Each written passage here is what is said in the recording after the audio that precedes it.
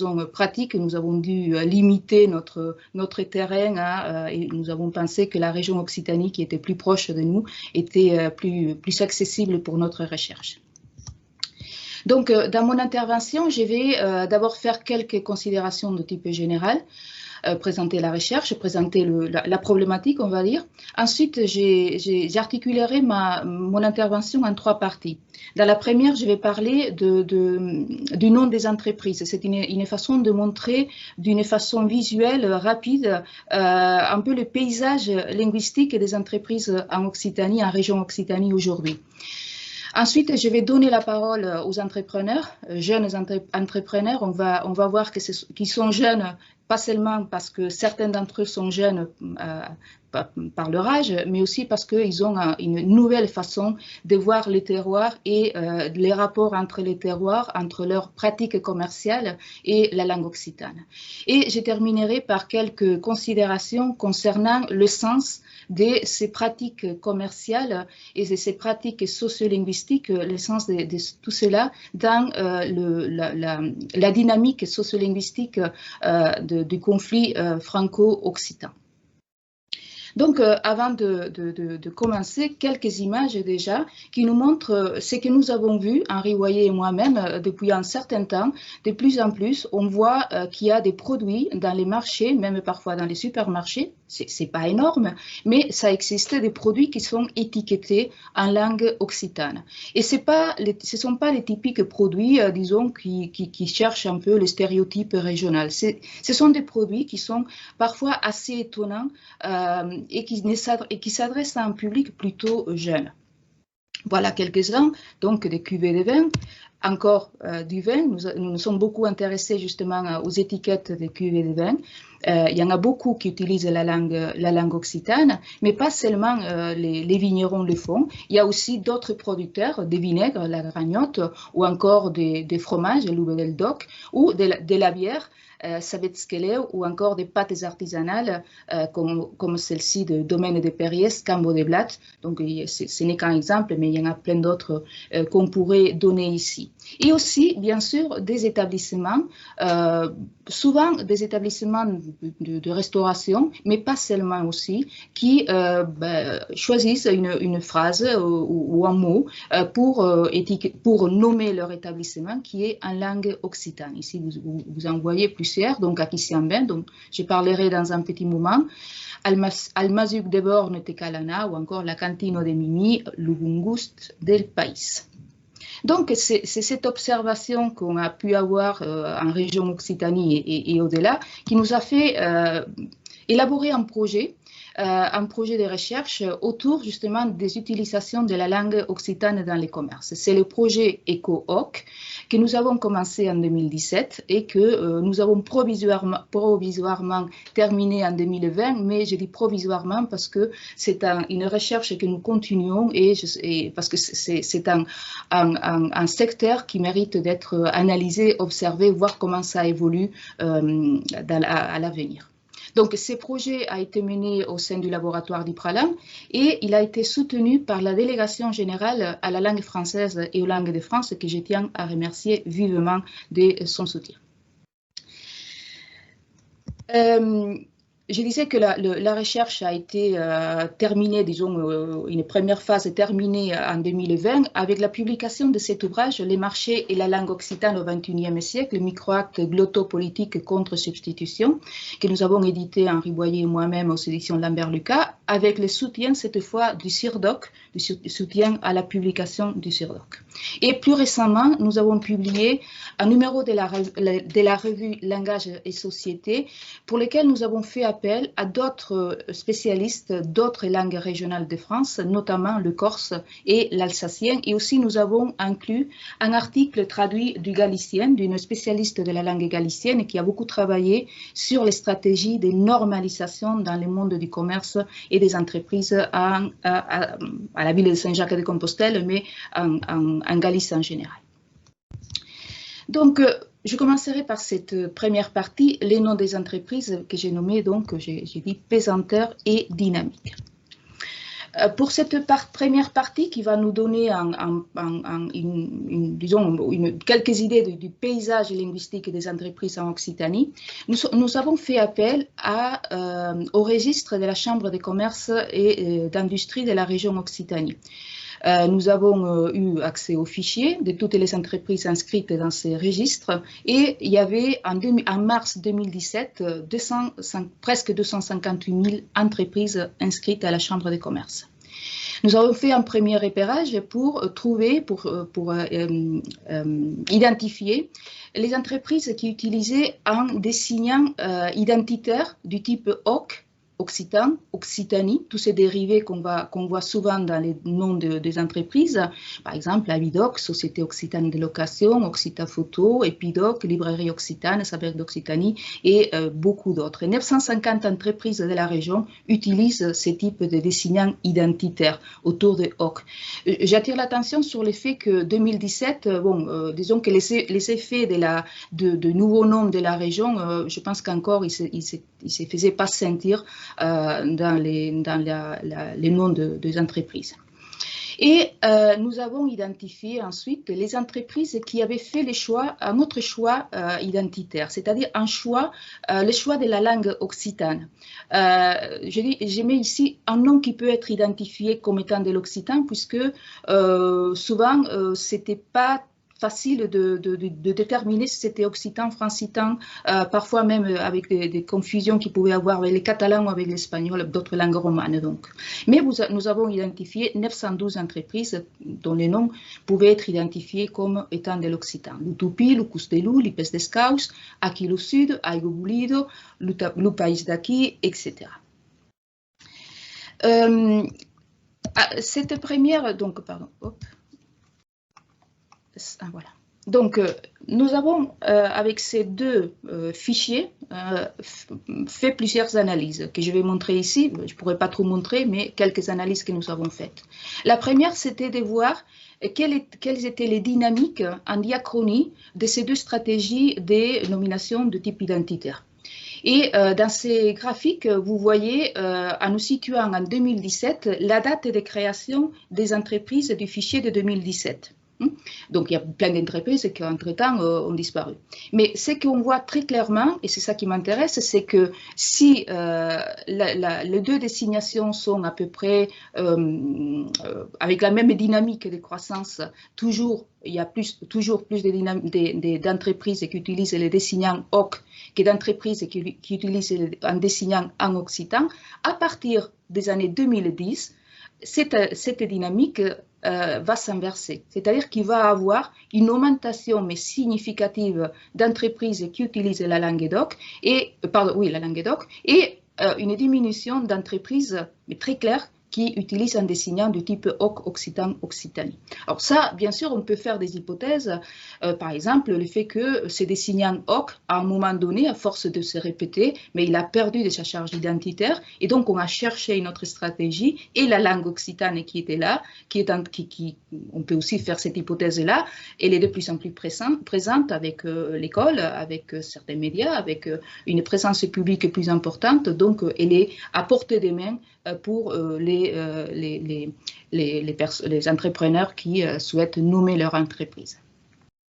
Nous avons analysé aussi un autre aspect qui est quel type, quelle langue, quels mots, quelles expressions sont utilisées pour nommer les entreprises. Et il faut dire que là, on ne va pas dire qu'on a été déçu, mais on a trouvé un lexique très stéréotypé, réduit à quelques réalités du foyer, d'une vision régionale un peu stéréotypée, l'oustal, les cigales, le cantou, le ricantou, etc. Donc, vous voyez, il n'y a pas beaucoup de mots différents, mais il y a par contre beaucoup d'orthographes différentes. Il y a on ne va pas l'appeler créativité, mais il y a une variété énorme pour ce qui est la façon comment on écrit les noms des entreprises. Au moins dans la façon comment les gens enregistrent leurs entreprises à la Chambre de commerce et de l'industrie. Donc, un lexique assez stéréotypé et assez simplifié. Pardon, excusez-moi, voilà. à partir de ces deux fichiers aussi, on a pu observer qu'il y avait ce que nous avons appelé un identithème. Un identithème, c'est-à-dire c'est un mot qui, à lui tout seul, pour ce qui nous concerne ici, identifie l'occitan ou l'appartenance à l'occitan dans un sens large. On peut dire là, patois si on veut. Et cette identité, c'est loup. Loup, c'est l'article des 912 entreprises.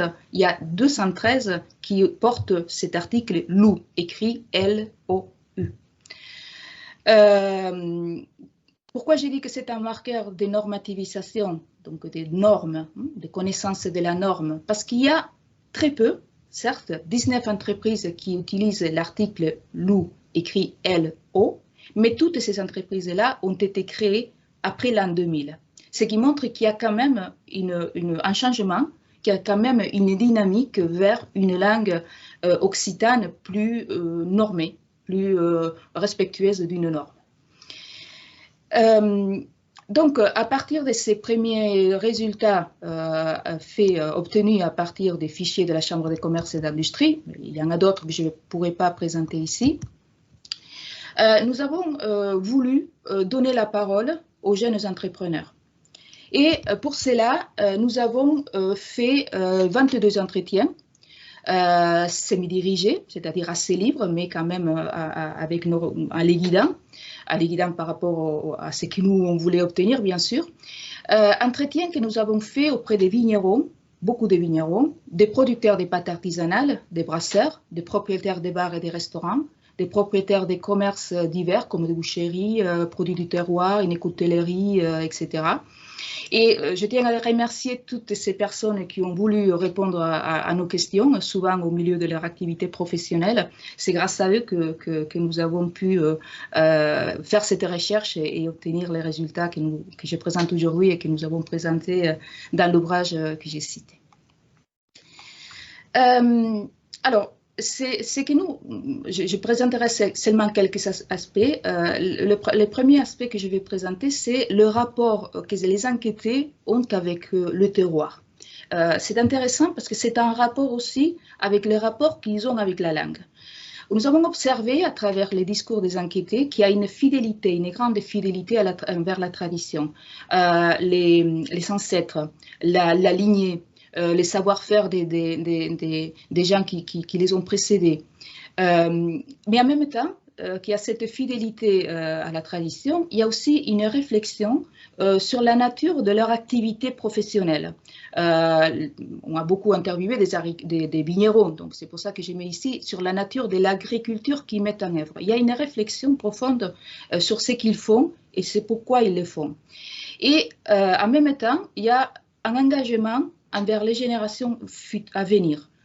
C'est une position qui est éco-responsable. On a eu des expressions dans les discours recueillis du type on fait une culture raisonnée, plus qu'écologiste, c'est plus que du bio. Je vais donner donc la parole aux enquêtés. Par exemple, ici, c'est un propriétaire des restaurants de l'Hérault. Et lui, comme la plupart de nos enquêtés, il a envie de nous raconter pourquoi il fait ça, pourquoi il fait ce qu'il fait et pourquoi il a nommé ici son restaurant de la façon comme il l'a nommé, c'est le Pays d'Aki. Et donc, il nous raconte, ensuite, quand j'ai monté ce restaurant, je voulais vraiment faire une cuisine de chez nous pour me remémorer mes grands-parents, parce que j'ai été élevée par mes grands-parents. On lui demande ici, dans cette région, à Montpellier, oui, à Montpellier, mon père est baron de Carabette. Ça veut dire qu'il est de cinq générations de pères et de mères nés à Montpellier. Voilà. Il nous raconte qu'il fait la cuisine de sa grand-mère, de sa tante. Donc, c'est très intéressant comme discours et comme cette façon de se remémorer de ses grands-parents à travers son activité au restaurant. Un autre témoignage, celui-ci d'un vigneron de l'Hérault qui a une réflexion très importante sur son travail de vigneron. Il nous raconte, il nous dit, pour faire simple, les bio, c'est beaucoup d'interdits. On essaye d'arrêter de détruire, on essaye d'arrêter de polluer. C'est déjà très bien. Mais on considère, nous, qu'en 60-70 ans de chimie, on a tellement détruit qu'il ne suffit pas d'arrêter de détruire. Il faut aussi essayer de reconstruire. Et donc, la biodynamie, a une idée un petit plus peut-être philosophique, dans le sens où on va avoir tous les interdits de l'agriculture biologique, mais on va aussi avoir des obligations pour avoir des actions positives sur la plante et son environnement. Ce n'est pas parce que je suis vigneron que je dois m'attacher qu'à mes pieds de vigne. Je dois aussi regarder autour, en dessous, au-dessus, et donc essayer d'apporter de la biodiversité, de la vie au sol. Peut-être, pourquoi pas, reconstruire des paysages. C'est intéressant parce que cette même attitude envers son travail des vignerons, on la retrouve dans sa démarche sociolinguistique donc pour nommer ces vins. C'est pour ça que je vais parler maintenant des enquêtés et de leur rapport à la langue occitane et de leur démarche par rapport à la langue occitane. La plupart de nos interviewés ont entre 30 et 70 ans. C'est très varié, c'est un éventail assez large. Certains d'entre eux, ça répond à la situation de l'occitan aujourd'hui, certains d'entre eux les plus âgés parlent encore occitan en famille ou avec certains amis, mais pour la plupart, il y a eu une rupture qui n'est pas toujours complètement accomplie, mais il y a eu une rupture au moins depuis une génération. Ce sont des personnes qui ont entendu la langue, mais qui ne l'ont pas parlé dans leur enfance. Mais ce n'est pas pour autant qu'ils ne se sentent pas concernés par la langue. Ils se sentent très concernés par la langue. Et on va voir quelques témoignages à ces propos. Ici, c'est un producteur de vinaigre artisanal de l'Aude qui nous dit, donc c'est la Gragnotte. Enfin, moi, j'ai le baragouine, je ne l'ai jamais appris. Je l'ai appris un tout petit peu. Je l'ai toujours entendu parler dans la famille, donc je suis capable de l'écouter, de baragouiner un petit peu, de discuter un tout petit peu. Je dois faire beaucoup de fautes, mais disons que c'est une culture qui a toujours fait partie de mon enfance. Voilà, un discours qu'on peut trouver dans beaucoup de gens de sa génération, qui est la quarantaine d'ailleurs. Un autre témoignage d'un autre vigneron de l'Hérault. Alors nous, on est très marqués par l'occitan. Quand on était gamin, nos grands-parents, arrière-grands-parents, nous parlaient un petit peu occitan. On a vécu dans une famille vraiment enracinée. Il nous raconte même que sa famille est dans les villages depuis le Moyen-Âge, qu'on a des preuves qu'ils sont là depuis le Moyen-Âge. Nous, on ne les parlait pas, évidemment. À l'école, on ne les parlait pas non plus. Moi, je l'ai étudié un petit peu en 6e, en option. Mais bon, pas plus, voilà. Et puis, on y est vraiment venu quand on a commencé avec mon frère à jouer en sélection occitane de foot. Donc, des gens qui se sentent concernés par la langue et dans leur démarche d'étiquetage des produits, il y a une créativité étonnante. Étonnante surtout si on regarde la pauvreté du lexique que nous avions vu par rapport au nom des entreprises de la Chambre de commerce et de l'industrie. Ce sont des mots et des expressions qui ont un sens, qu'on ne choisit pas au hasard, qui représentent quelque chose, qui ont une histoire. Donc, dentelle, c'est la forme de la pâte qu'elle désigne. Pâte, c'est amor, fait allusion à l'époque des années 60. Le petit Fantet d'Hippolyte, c'est le fils du producteur. Opidaki, c'est l'opium d'ici. Quelqu'un dit le vin et l'opium du Languedoc. Lucami del Cor, etc. Bon, Neblo, Alto Vigno, Campano, Calpaltap, etc. Donc, des mots qui ont une histoire. Et cette histoire, les enquêtés vont la raconter dans les entretiens, mais aussi vont l'afficher souvent dans l'étiquette ou dans la contre-étiquette, et souvent aussi dans les sites web dans lesquels ils commercialisent ou ils présentent leurs produits. Mais ils aiment les raconter. On a eu des discours très intéressants concernant la nomination de produits ou des établissements. On va en voir quelques-uns. Ici, c'est le témoignage de la propriétaire d'Amboire Tapas Galerie de l'Hérault, qui est ravie de nous raconter comment elle a choisi le nom de son établissement. Et donc, on lui demande, c'est vous qui avez baptisé? Oui, c'est vrai. Vous allez nous dire pourquoi alors? J'ai demandé à un pêcheur. À un pêcheur? Oui. Ah bon? C'était un pêcheur sétois et il disait souvent « Aki oi ». Il me dit « Mais on est bien là ». J'ai dit « Oui, mais comment on dit en patois sétois « on est bien ». Il me dit « Aki siam ben ». Et voilà. Donc elle a trouvé son nom.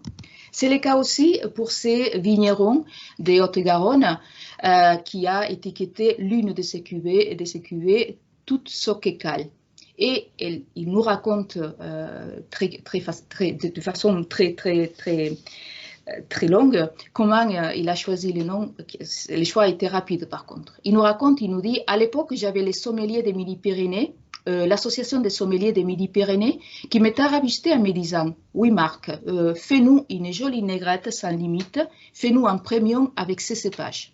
Bon, je suis toujours très amie avec eux et j'ai dit, ok, on va y bosser dessus. Et après donc, on avait fait un joli produit, c'était en 99, donc on avait fait une très jolie négrette, très beau terroir, enfin. Puis on a cherché un nom et on avait mis ça dans les barriques. On était en train de goûter avec mon père. Et mon père, il goûte plusieurs barriques et il me dit, Dieu Pichou, à Kelby, à toute Soquecal. Et alors, écoute, qu'est-ce que tu as dit là? Il y a toute Soquecal. J'ai dit, tu vois bien, on a trouvé le nom. Un dernier témoignage par rapport à pourquoi on nomme les produits d'une façon ou d'une autre, c'est ces vignerons de l'Aude qui a étiqueté plusieurs cuvées avec des expressions en occitan, dont une Cantoperieu. Alors on lui demande, ah d'accord, et les derniers Cantoperieu, c'est quoi? C'est les vins qui chantent, c'est quoi? Il nous répond, tout à fait, oui, voilà, c'est Sainte-Lucie qui chante, c'est Sainte-Lucie. Ah d'accord, votre domaine c'est Sainte-Lucie. Le domaine c'est Sainte-Lucie dessous. Et donc c'est Canto, c'est Sainte-Lucie qui chante. Autrement dit, le vin de Sainte-Lucie, prends du vin de Sainte-Lucie, tu chanteras. Mais c'est Sainte-Lucie qui chante. Donc, beaucoup de créativité. Et la créativité s'associe aussi avec un nouveau respect pour la langue. Il y a une dignification de cette langue qui est la leur, qu'ils reconnaissent comme la langue de leurs ancêtres, dont ils sont dépositaires, et une langue qu'ils nomment de plus en plus occitan. Le mot patois revient, oui, mais il coexiste avec occitan, hein, et l'occitan ressort très souvent. Presque toujours, presque dans tous les enquêtés, il y a le nom occitan qui revient. Donc, dignification de la langue, apparition aussi d'une forme normée selon la graphie dite classique. Et le respect de cette graphie dite classique qu'on connaît ou alors on fait en sorte de la connaître, amène aussi la notion de faute. On a la conscience de la déviation par rapport à la norme. Voilà ce qui nous dit ces vignerons de l'Aveyron, donc de la zone, c'est du Marsillac, et il nous raconte pourquoi il a nommé son vin Lussan del País. Il nous raconte, il nous dit, ces noms me plaît bien, parce qu'il y a deux choses, c'est même trois, je dirais. S'il n'y avait pas de vignes où nous avons les vignobles, il n'y aurait rien d'autre. Bon, les sangs du pays, c'est la vie, c'est la vie, c'est la vie, pas des vignes, pas de vie enfin. Ça, c'est ce côté-là. Et puis l'autre côté, c'est que la terre est rouge chez nous aussi, mais elle est rouge comme autour du Salagou. Donc voilà, il y a l'image et une autre chose, c'est ça cette cuvée, et c'est qu'elle veut dire. Pourquoi? Et puis, il y a l'occitan, c'est toujours bien. On lui demande, vous dites occitan, vous, hein? Vous dites pas oui ou pas toi, si vous voulez, mais c'est l'occitan, quoi, oui, ou la Languedoc. Il nous dit ou la Languedoc. Et il continue à nous parler de la forme, pardon, excusez-moi, oui, de la forme de comment il a écrit cette. Il y a un problème, excusez-moi.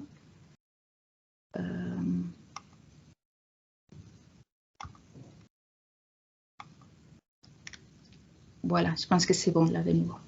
Donc, on lui demande, il y a Lussan del País, c'est loup, donc L-O, hein, ça se prononce loup, mais vous l'écrivez, il nous répond en occitan. Occitan, voilà. Donc, vous avez pris quand même la forme de cet article, vous l'avez prise en occitan, réglé, normé. Et il nous répond, voilà, voilà, tout à fait. Ben, comme le vin, il est réglé, il est normé, tout va bien. Mais disons que je ne me suis pas posé toutes ces questions. Mais à l'écrire, je voulais l'écrire dans la langue en transcription, pour ceux qui ne connaissent pas les transcriptions en sociolinguistique, quand on met en majuscule, c'est qu'il y a une intensité plus importante dans la langue, voilà. Pas faire du moitié, du voilà. C'est la langue, notre langue, qui se pratique comme ça aujourd'hui. Donc, j'ai choisi cette forme d'orthographe-là. Voilà, c'était dans ce but-là. Je lui dis, d'accord, d'accord. Dans quel but vous voulez dire? Eh bien, que ce soit écrit correctement, correctement. Voilà, tout simplement. Voilà, ça ne va pas plus loin que ça.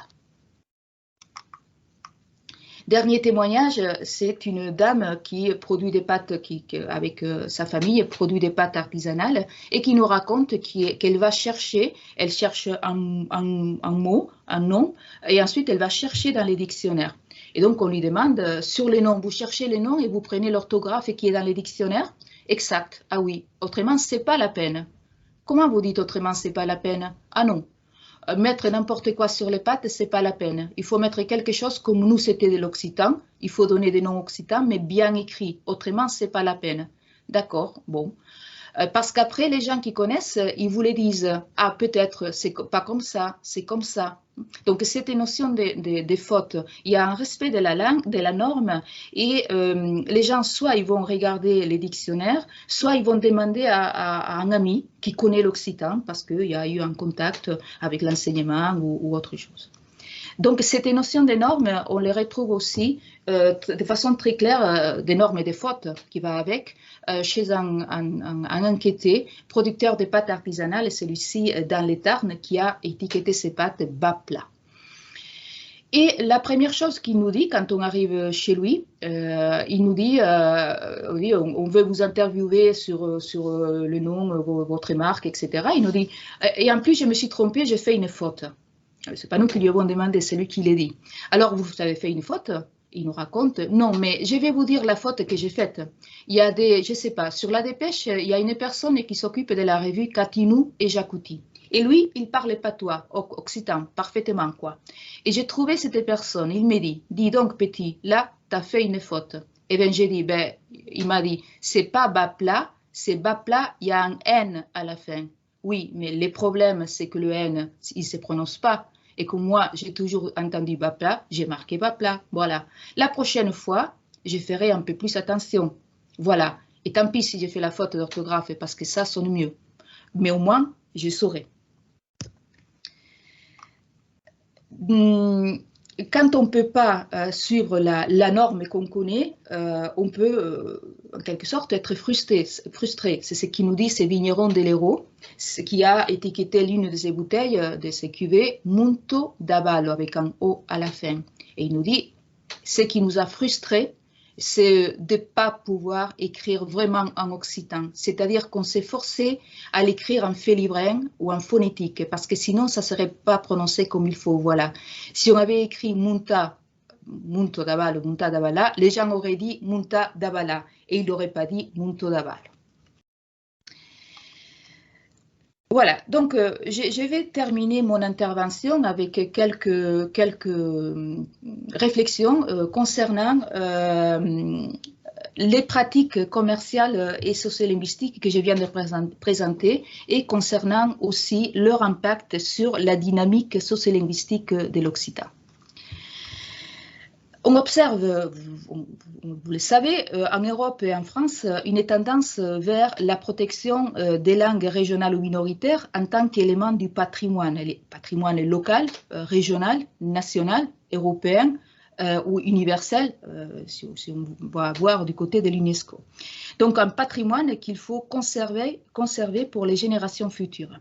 On peut légitimement alors se demander si cette tendance à la patrimonialisation des langues minorisées est vraiment un moyen de les protéger en tant que langue vivante et de les promouvoir en tant que langue de communication, ou si au contraire, cette patrimonialisation les attache au passé et les condamne à des usages culturels, artistiques, voire à une folklorisation purement conservatoire. Il va de soi que les stratégies, que la valeur patrimoniale des langues n'est pas en principe le repère majeur des stratégies de normalisation. Ces stratégies de normalisation visent la récupération pleine des usages de la langue minoritaire, des usages sociétaux, des usages dans la société.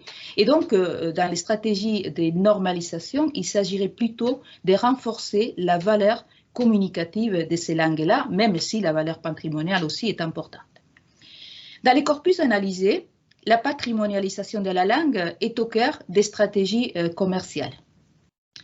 Dans un marché de plus en plus globalisé, il est nécessaire de développer des stratégies destinées à conquérir la confiance du consommateur.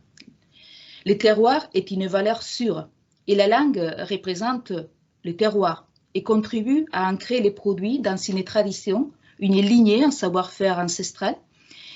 C'est ce que nous avons appelé la terroirisation. Certes, on peut parler d'une certaine marchandisation de l'authenticité, pour reprendre un terme d'une chercheure canadienne, Monica Heller.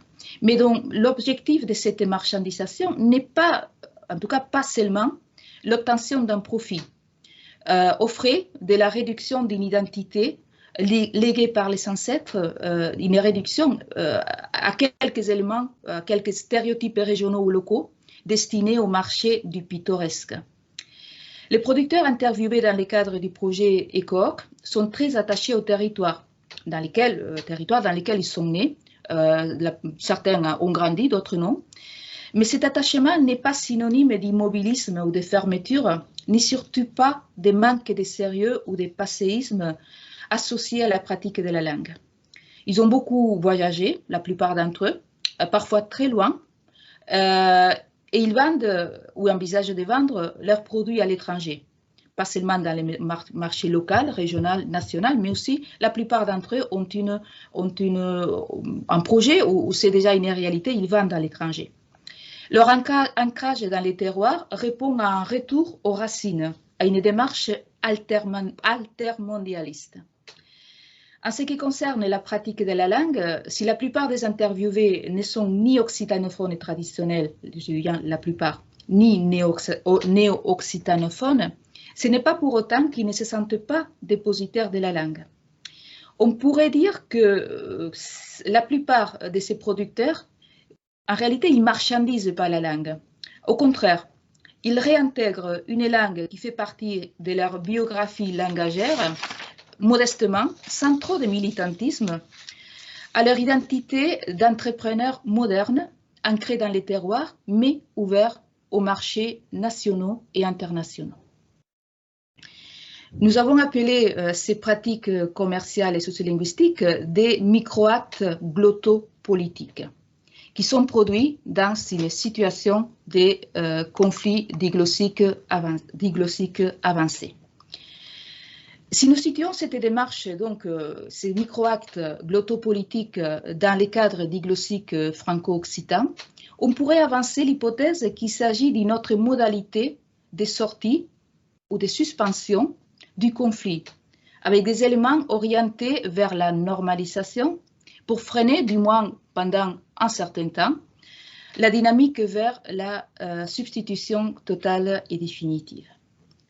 Dans une situation de conflit diglossique, on le sait, dans une situation de conflit diglossique avancé, c'est-à-dire là où la coexistence est très inégalitaire entre les deux langues, et donc il y a une concurrence déloyale, on sait qu'un processus glottophage se met en marche, et sans une loyauté, une résistance énergique de la part des usagers de la langue dominée, le processus va aller inexorablement vers la substitution.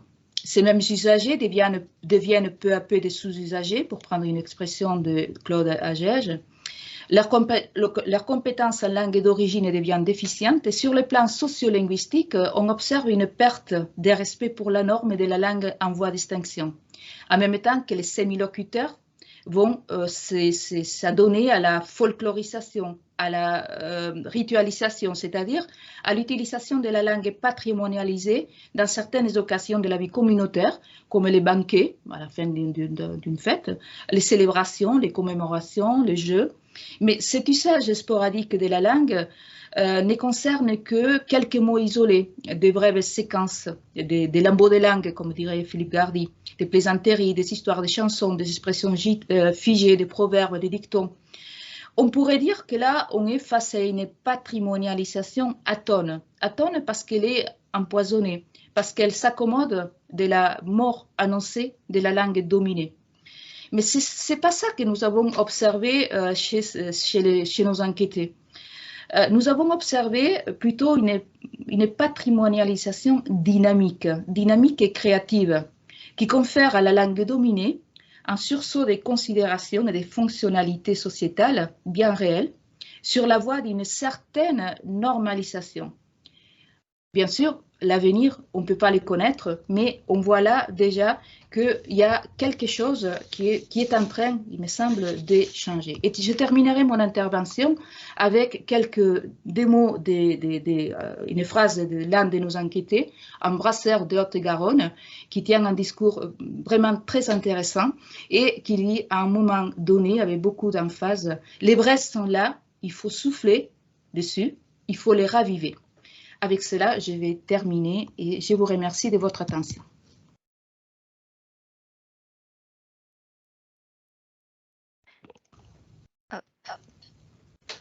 Bien, merci beaucoup. Je dois aller, je pense. Merci beaucoup, Carmen. Alors, cette présentation a été vraiment très, très intéressante. Moi, j'ai pris quelques notes, mais je vois qu'il y a quelques questions déjà dans le chat, donc je vais donner la priorité aux personnes qui ont posé des questions dans le chat. Alors, le pavé est un petit peu long, je vais essayer de m'y retrouver. On a 3 questions qui sont venues en bloc. Alors, je vais essayer de m'y retrouver. Dans les Landes, il y a également de plus en plus d'établissements qui prennent un nom en occitan, mais surtout dans le domaine de la restauration et des loisirs. Donc, est-ce que cela veut dire que pour les autres secteurs, comme la santé, l'informatique ou autres, cela peut-être ne fait pas sérieux? Voilà, enfin, oui, si vous avez en effet. L'utilisation de la langue occitane dans les commerces doit répondre tout de même aux impératifs du commerce et de l'activité qu'on est en train de développer.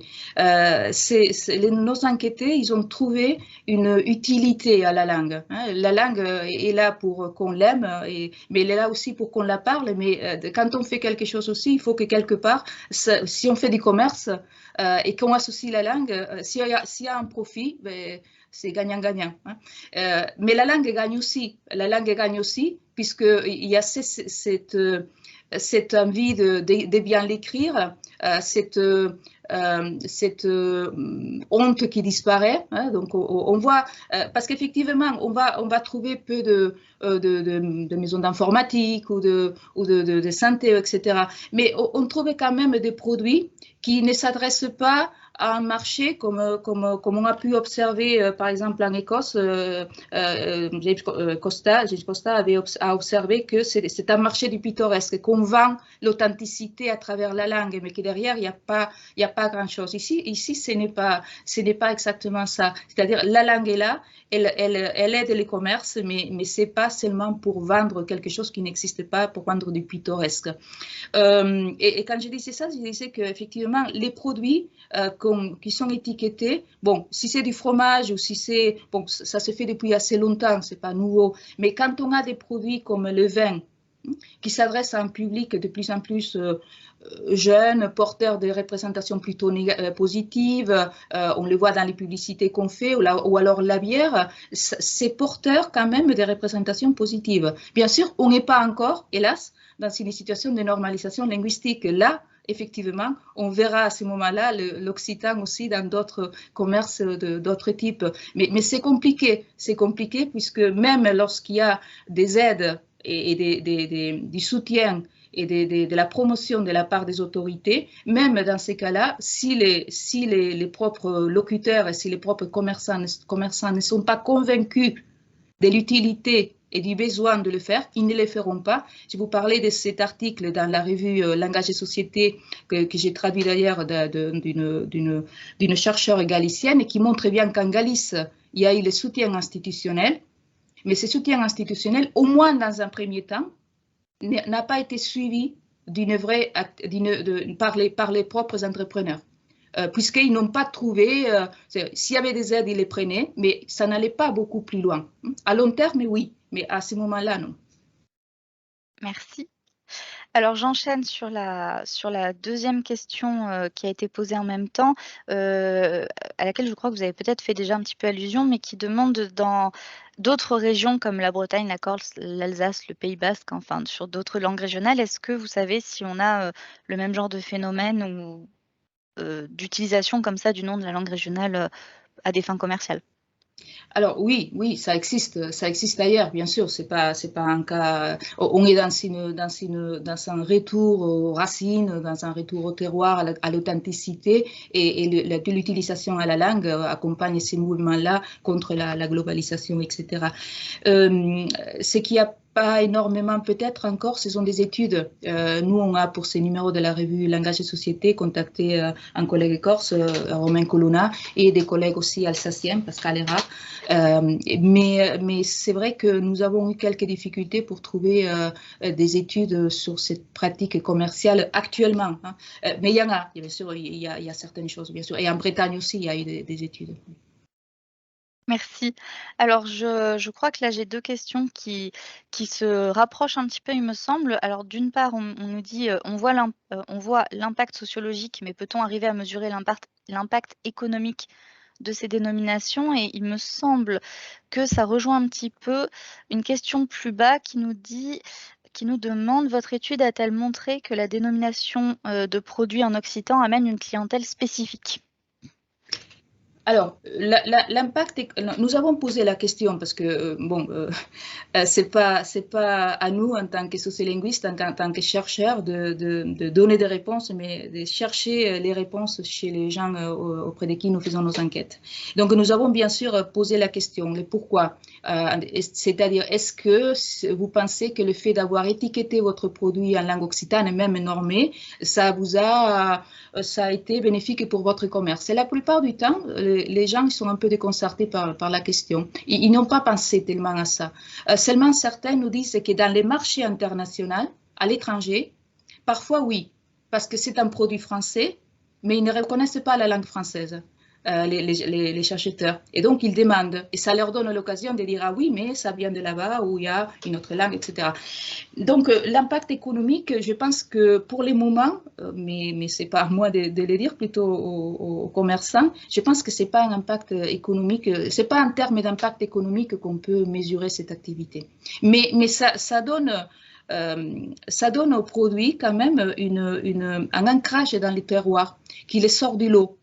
Il y a certains vignerons qui nous ont dit qu'ils ne supportaient plus ce type de dénomination château, domaine, qui ne signifie plus rien dans les marchés internationaux. Et que donc, quand ils arrivent dans le marché international avec un vin qui s'appelle Opidaki, évidemment, ça attire l'attention des acheteurs. D'accord. Merci beaucoup. Alors, je crois avoir fait le tour des questions, il me semble, qui ont été posées. Du coup, je vais en profiter pour poser un petit peu ma question aussi.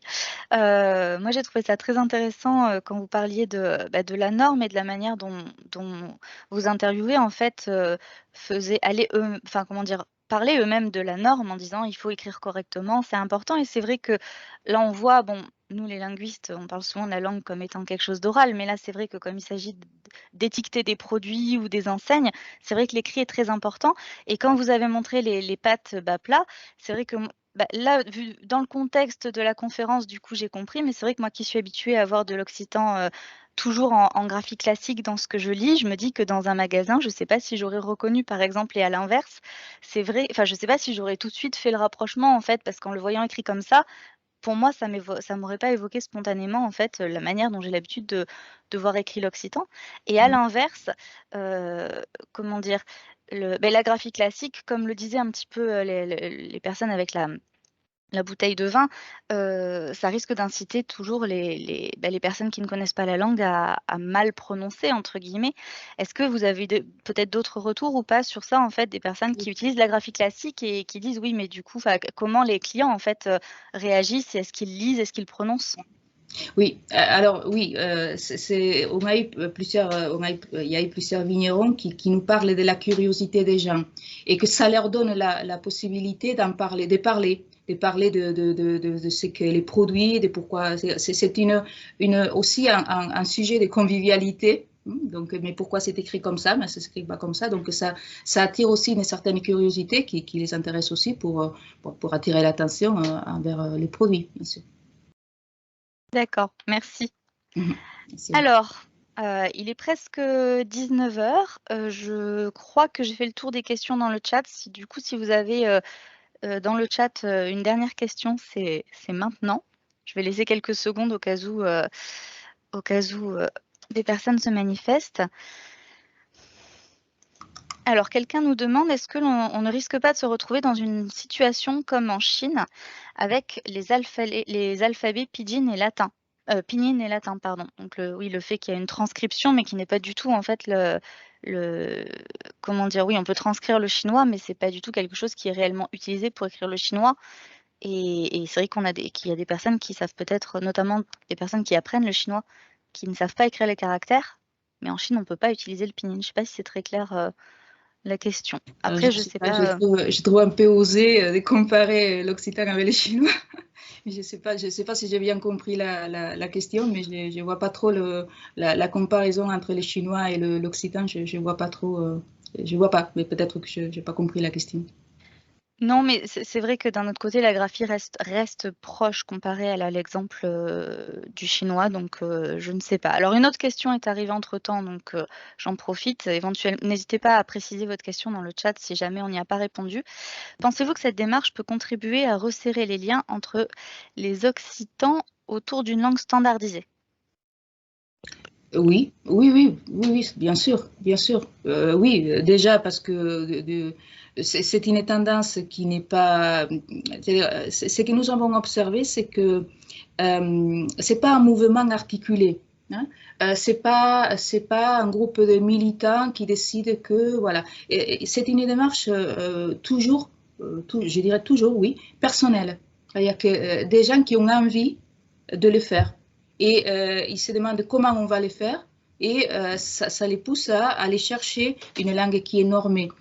Bien sûr, plus il y aura des gens qui vont faire ça et plus ça va donner une image de la langue qui va être plus riche que d'appeler Coustelou, Lurecantu, voilà, qui renvoie toujours à la même chose stéréotypée. Donc bien sûr, je pense que c'est un mouvement que d'un côté peut aider les marchés, dans les marchés internationaux globalisés, etc., ça donne une identité au produit.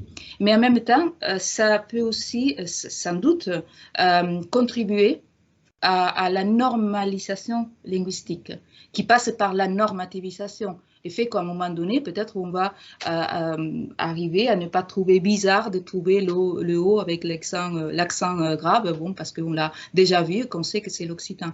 Voilà, tout ça, bien sûr, c'est pas une dynamique qui apparaît toute seule. Ça apparaît aujourd'hui, bon, depuis un certain temps. Pourquoi? Parce qu'il y a eu une activité, on va dire, des parents hauts et des parents bas, de la part des institutions comme l'OPLO, mais aussi de la part des associations plus ou moins importantes et qui jouent un rôle très important sur le terrain. Et c'est parce qu'il y a une image qui est de plus en plus positive de la langue occitane que ces types d'initiatives sont possibles. Peut-être que sûrement ça n'aurait pas pu se passer il y a 20 ans ou il y a 30 ans. C'est quelque chose qui arrive maintenant, justement parce qu'il y a ces dynamiques-là qui sont en cours. D'accord, merci. Alors une toute dernière question puisqu'on arrive à l'heure. Une question que j'avais ratée tout à l'heure. Je crois que c'est peut-être parce que... Est-ce que vous pourriez en fait nous redire exactement sur quel territoire portez votre enquête, puisque quelqu'un demande qu'en est-il des terroirs gascons, mais il me semble que vous étiez sur la région Occitanie, c'est bien ça? Ben pour le moment, nous avons été seulement sur la région Occitanie et je dois dire que c'est déjà pas mal, puisque c'est une enquête qui semble pas énorme, mais c'est pas évident. C'est-à-dire que quand on va sur un territoire, on a visité tous les départements de la région Occitanie, ben on ne trouve pas tout de suite ce qu'on cherche. Et il faut y rester, il faut parler avec les gens, il faut aller dans les supermarchés, dans les caves, dans les endroits de produits typiques.